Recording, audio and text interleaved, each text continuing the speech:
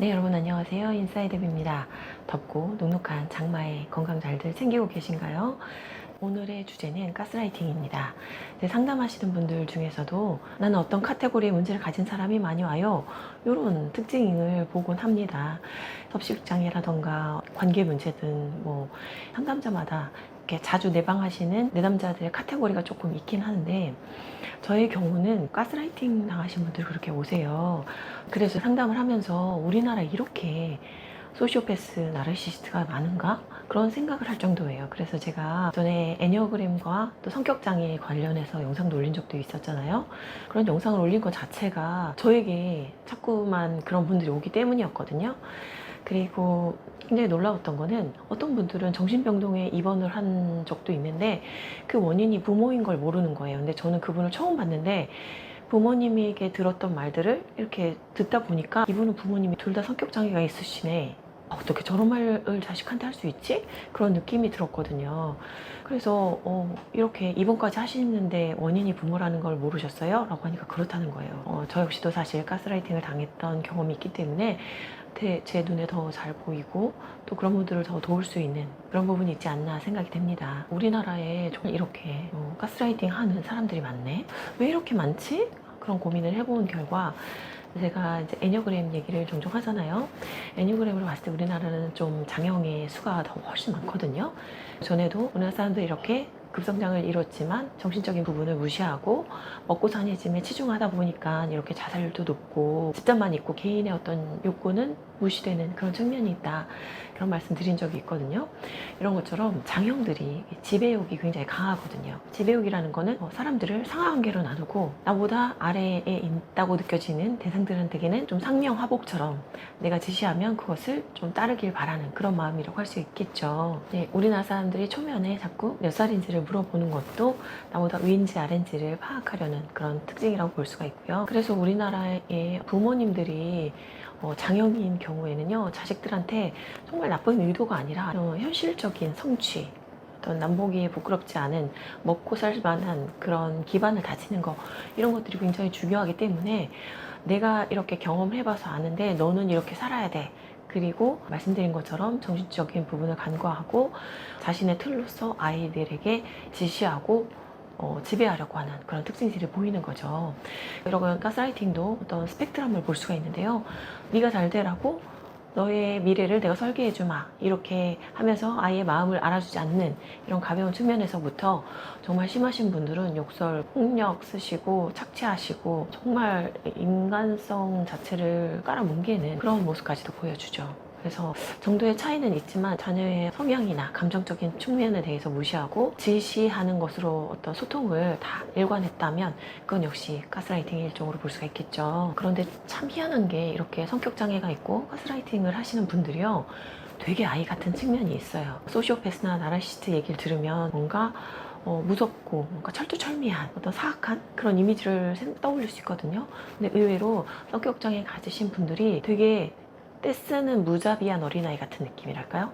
나밖에 모르고 상대방에 대해서는 이만큼도 배려를 하지 않고 나의 이익의 나의 사랑받고 인정받는 욕구를 충족하기 위해서 수단과 방법을 가리지 않는 그런 느낌으로 비춰지기도 합니다. 그리고 가스라이팅을 당하신 분들은요, 자기의심이 굉장히 많아요. 참 안타까운 게 가스라이팅을 하는 과정에 있어서 상대방을 통제하고 지배하기 위해서 이제 그 사람의 어떤 내적인 판단력을 흐리게 하고 스스로를 신뢰하지 못하게 굉장히 교묘하게 네가 틀렸고 너는 생각 자체를 하지 마, 내 말만 들어, 이렇게 만드는 과정이 이제 필수로 들어가거든요. 옛날에 계곡 살인 사건의 이은혜 씨 같은 경우도 우리가 일반적인 사람들은 어떻게 내 목숨이 걸려있는 문제인데 뛰어내리라고 한다고 해서 거기서 뛰어내릴까라는 생각이 들잖아요. 그런데 반복적으로 오랫동안 가스라이팅을 당한 사람들은요, 자신을 신뢰하지 못해요. 그래서 누군가 내가 어떤 의지할 만한 대상이 명령하는 대로 복종하는 게 안전하다고 그렇게 주입을 당해왔기 때문에 그런 행동을 할 수가 있게 되는 거거든요. 그것 때문에 누군가의 명령을 거절하지 못하게 되는 거죠. 그래서 부모에게 가스라이팅을 당하신 분들이 이제 오셨을 때는 저는 내적인 힘이 약한 경우에는 최대한 거리를 두고 가능하다면 인연을 끊어라, 그렇게까지도 말씀을 드려요. 하지만 좀 영성 공부를 하시고 내적인 힘이 있으신 분들한테는 다른 말씀을 드리죠. 왜냐하면 나한테 비춰진 그 사람의 모습이 사실은 내 안에 섀도우라고 하죠. 내가 보고 싶지 않은 나의 모습일 수 있거든요. 그래서 어떻게 보면 이기심과 이타심, 이렇게 양분화된 세상으로 바라보고, 이타심은 좋은 거니까 이게 나야 라고 받아들이고 사용을 하고, 이기적인 나의 모습은 이렇게 그림자 속에 감춰서 절대 내가 안 볼 거야, 이건 내가 아니야 라고 거부하기 때문에, 내가 바라보지 않은 그림자들은 계속 내 주변에서 나에게 이게 너야, 너에게 이런 모습도 있어 라는 걸 보여주기 위해서 계속 등장을 하게 되거든요. 그래서 근원적인 해결 방법은 사실 계속 마음 공부를 하고 나의 내적인 정화를 하다 보면 내 안에 있던 그런 사악한 모습까지도, 아, 그럴 수 있지, 나한테 그런 측면이 있어, 수용을 해야 된다는 거죠. 이제 하지만 이것은 마음의 차원에서 나에게 그런 마음이 있다는 거를 느끼라는 거지, 그런 행동을 하라는 게 아니거든요. 근데 그런 마음을 나의 섀도우에 넣어놓고 절대 바라보지 않으면, 그렇게 조종하고 착취하는 사람들이 내 주변에 자꾸 보이다가 나중에는 결국은 나도 모르는 사이에 나란 사람이 누군가에게 그런 일을 벌이게 되는 그런 일도 일어나게 되는 거죠. 그래서 나도 이기적으로 살고 싶고 착취하고 싶고 정말 공격해버리고 싶고 함부로 대하고 싶은 그런 내 안에 어떤 분노와 이기심, 이런 부분을 꼭 인정하는 과정이 필요한 거죠. 그런데 어떤 분들은 이렇게 상담 중에 그동안 내가 이런 불합리한 대우를 받고 착취를 당했다는 걸 알게 됐을 때 굉장히 가슴 아파하고, 아, 이제는 그렇게 살지 말아야 되겠다, 내가 내 주권을 찾아와야 되겠다 라고 결심을 하는 분이 있는 반면에, 그 반대의 모습을 보이는 사람들도 있어요. 마치 성폭행을 당하신 분들이 어떤 피해자가 가해자를 보호하는 그런 모습이 드러나거든요. 나의 피해 사실을 감춤으로 인해서 가해자를 보호하게 되는 건데, 이런 것처럼 가스라이팅을 당하신 분들이 사고 자체가 상대방에게 완전 점령이 돼서, 아니에요, 저 사랑받고 살았어요, 저 보호받았어요, 우리 엄마 우리 아빠 좋은 분이에요 라고 얘기하시는 분들이 있어요. 그런 분들은 이제 자기 의심이 너무나 짙게 드리워져서 나의 판단을 믿지 못하고 또 나를 가스라이팅한 사람에게 의존으로 너무나 오랫동안 살아오신 경우에 그 외의 삶의 방법을 생각을 못 하시는 거예요. 그래서 스톡홀름 증후군이라는 게 있잖아요.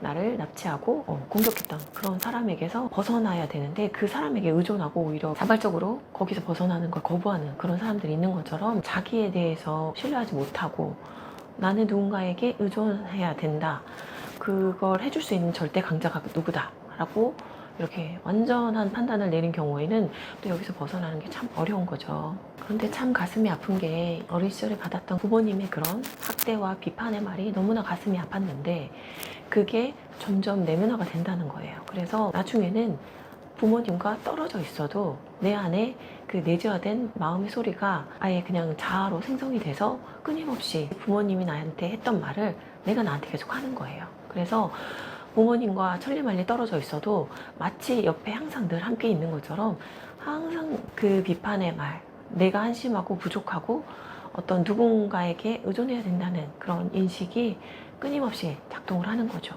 그래서 이것에서 벗어나기 위해서는 꽤 오랜 시간과 노력이 필요하고, 정말 양파 껍질 까듯이, 아, 내 잘못이 아니야, 내 문제가 아니야, 나는 할 수 있어, 내 판단이 옳아, 이런 과정을 끊임없이 밟아야 된다는 거죠.